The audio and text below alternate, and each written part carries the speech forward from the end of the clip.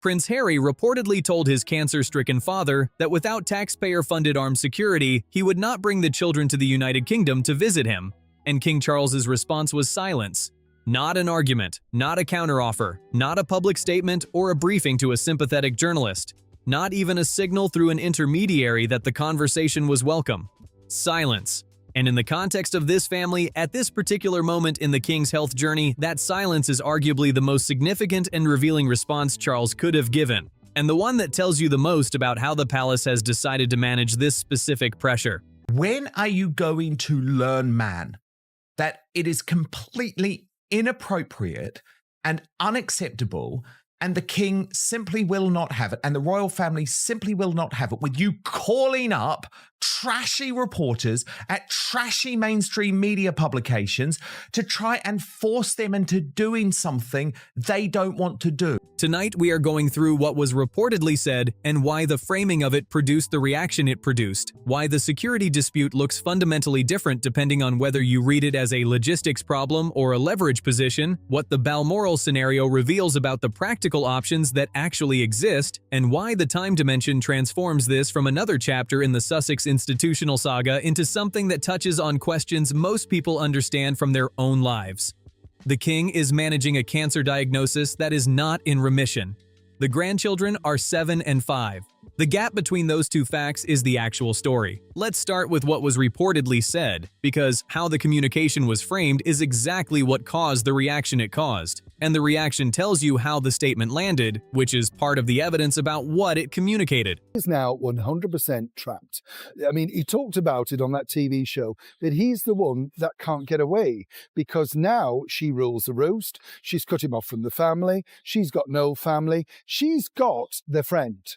She's got Marcus Anderson. He's a fun person, and he will fill her in with the gossip and all of that sort of stuff. But, you know, Harry to her, a means to an end. According to reporting that circulated and attracted significant attention, Harry communicated to his father that without appropriate security arrangements in place, he would travel to the United Kingdom alone, rather than bringing Archie and Lilibet. The framing was practical. Without the security in place, the children cannot safely make the journey, and Harry would not expose them to what he characterizes as an unacceptable level of risk by traveling without protection. That position, taken in isolation, is a defensible one. A parent making safety-based decisions about their children's travel is not inherently remarkable. If the security question were genuinely a neutral logistical matter involving two parties who disagreed in good faith about the appropriate level of protection for a specific trip, the statement would be a straightforward communication about where negotiations stood. What moved it out of that category is the years of context that surround it. Harry's dispute with the palace about his security arrangements is not a new disagreement arising from one planned visit. It is an active, contested, litigated multi-year dispute that has been fought through legal proceedings, public statements, and sustained media coverage. Court cases have been filed and decided. The palace's position, that the level of protection provided to Harry changed when he departed from royal duties, and that this is an institutional matter governed by established process rather than personal preference, has been maintained consistently through all of it. In that context, a statement linking the children's presence in the king's life to the resolution of that security dispute places two things alongside each other that the palace has consistently argued must remain separated: family relationships on one side and institutional security policy on the other.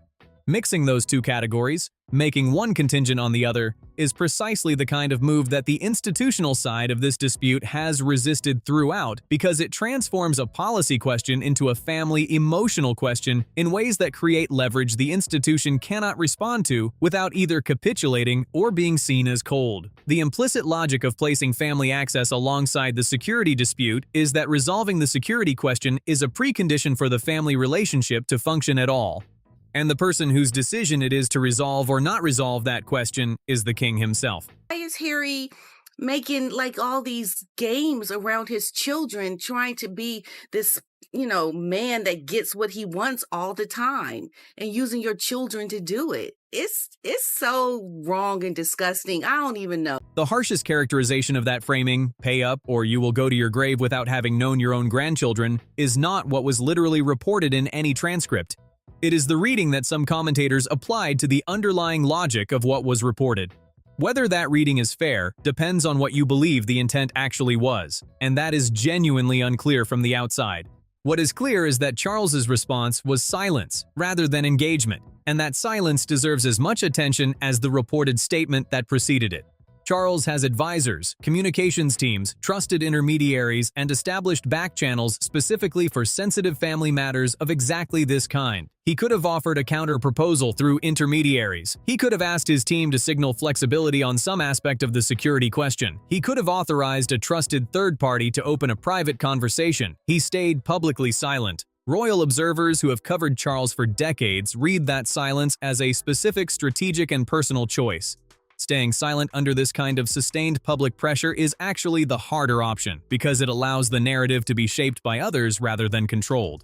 Accepting that cost signals that engaging with the framing would cost more than absorbing the story. He is just a broken man, Dan. He is broken in a big way. And I feel sorry for those children. I really do, because they're the ones who are going to be the ones losing out. For Charles, engaging publicly with a position that ties family access to security concessions would require either capitulating, which would set a precedent that institutional decisions move under family pressure, something William would strongly oppose, or publicly refusing, which generates its own damaging coverage about a grandfather and his grandchildren.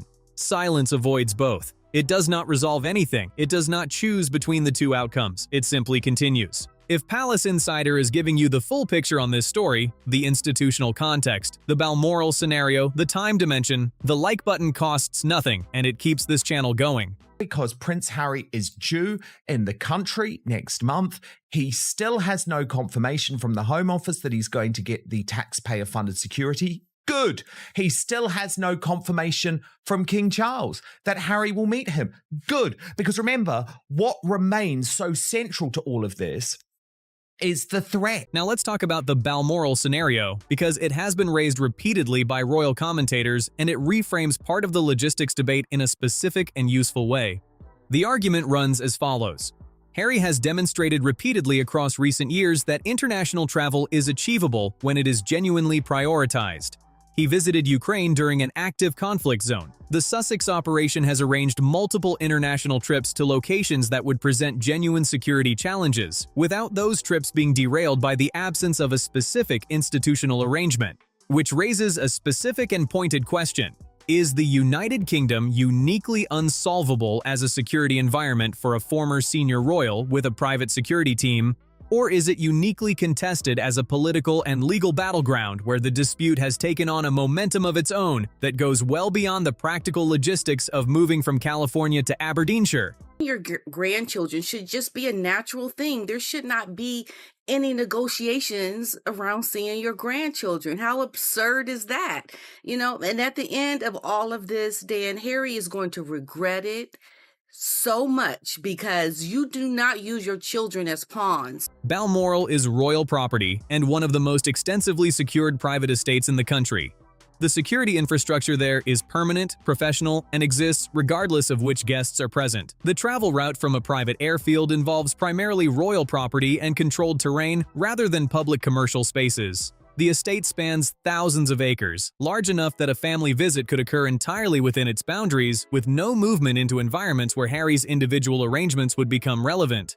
Several royal observers have made the same argument. A visit of a few days, private travel directly to the estate, no public appearances, no press access, is logistically achievable within the security that Balmoral already has in place. The children would be with their grandfather on his own secure property. No commercial security arrangement needs to be resolved in advance for that specific scenario to work. If that is achievable, and the commentators raising it argue specifically that it is, given the infrastructure that exists at Balmoral regardless of Harry's individual security status, the question is why it has not happened. That question does not have a publicly available answer from either side. What it implies is that the obstacle is not primarily logistical, not about the mechanics of getting from Montecito to Aberdeenshire with appropriate safety measures in place. Logistics of that kind get resolved when both parties genuinely want them resolved and are willing to make the practical compromises that resolution requires. They tend to remain unresolved when one or both parties has an interest in keeping the broader question unsettled.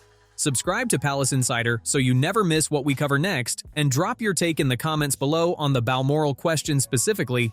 Do you think a visit there is achievable if both sides genuinely wanted it? The permanent security question is what several commentators argue is the actual center of this dispute, as opposed to the specific family visit being described. The reported demand, as some observers read it, is not really about getting the grandchildren to Balmoral this summer. It is about establishing a precedent, a durable, long-term security arrangement that would follow Harry wherever he travels, and for as long as he needs it, regardless of which monarch is on the throne. That arrangement would outlast Charles's reign and become part of the institutional landscape that William inherits when he eventually becomes king. For those who read the dispute this way, the family visit becomes a pressure point in a longer negotiation rather than a self-contained question about a summer trip. And Charles, whose position throughout has been that security decisions of this kind involve institutional process rather than personal preference, would be placed in the position of either departing from that process under family pressure or maintaining it and accepting the consequences for his relationship with his grandchildren. Neither of those options is comfortable. Silence is the response that avoids choosing between them, at least for now. Now let's talk about time, because it is the dimension of this story that cuts through the institutional and political noise and lands somewhere more human than any of the security and legal arguments can reach. Charles's cancer is not in remission. The palace has been careful and specific in its public language about this.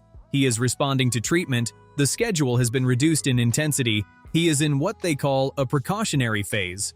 But the cancer itself is not resolved. He is 76 years old. He received the diagnosis while managing the first year of his reign, while navigating a period that would be demanding for any new monarch, let alone one who came to it later in life. He has carried it with visible determination and public grace, continuing to work, continuing to perform the functions of the office, continuing to show up. He is also a grandfather whose relationship with two grandchildren who live 8,000 miles away is, by all available reporting, extremely limited. Archie is 7. Lilibet is 5. They are precisely at the ages where a grandparent's consistent physical presence shapes memory and shapes a sense of extended family in ways that cannot be meaningfully reconstructed later through photographs and video calls. The relationship that exists during these specific years, the one built in the ordinary spaces of spending time together, playing together, being present in the same room, becomes the foundation of how a child understands their place in a family. If it does not exist during these years, the absence leaves its own foundation of a different kind. Several biographers and senior royal correspondents who have written about Charles have noted that he carries this part of his family situation genuinely and deeply. The sourcing on his approach to the reconciliation question consistently describes a man who is not hardened in the way that William has, who leaves doors open, who reaches out through intermediaries, who absorbs significant public criticism and private hurt without closing the relationship off in response. Charles's model is not William's model. William draws lines and does not redraw them. His approach is to make a judgment and then maintain it. Charles, by disposition and by instinct, keeps returning to the possibility of repair. That quality in a father and grandfather becomes more poignant and more urgent as a practical matter in the context of a serious illness, because it means the person most naturally and consistently inclined to extend grace is also the one facing a timeline that nobody in this family fully controls and nobody gets to reset.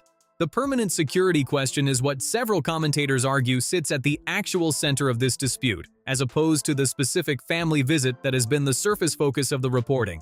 The reported communication, as some observers read it, is not primarily about arranging a specific visit to Balmoral in a particular summer. It is about establishing a durable precedent, a long-term security arrangement that follows Harry wherever he travels, for as long as he needs it, funded by the public and applicable regardless of which monarch is on the throne when the arrangement is in place. An arrangement of that kind would not end with Charles's reign. It would become part of the institutional security apparatus that William inherits, and it would be significantly harder to revoke once established than to decline before establishment. For those who read the dispute through this lens, the family visit is functioning as a pressure point in a longer negotiation about a permanent structural question, one that would establish the Sussex security arrangement on a durable basis rather than resolving a single trip.